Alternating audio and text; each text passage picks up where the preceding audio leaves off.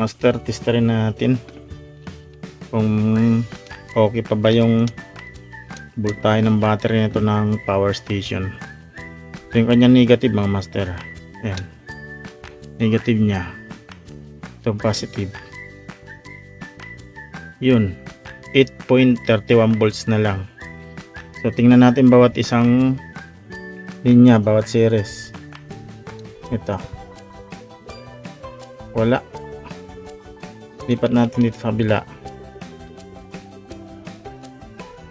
4.1. tapos dito sa kabila, pangatlong series, 4.1.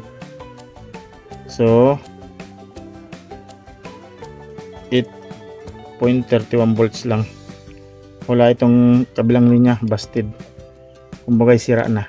Yan, kaya papalitan natin yan ng bagong battery. At mas mataas syempre yung capacity kasi ito ay yan, 2200 mAh lang. Yan, so yung papalit natin mga master ay mas mataas ang capacity dyan. Mga master, mas mataas yung capacity.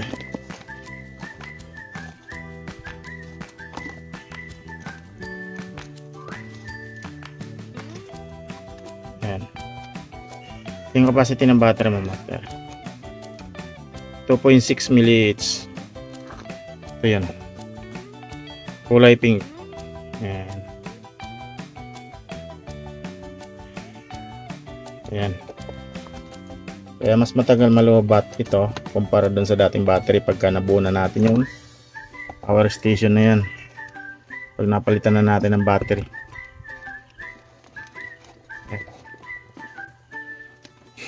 So abangan mga master sa mga susunod na video natin at papalitan na natin to at bubuhin natin at salpak na natin dun sa power station. Maraming salamat, hanggang sa muli mga ka-DIY.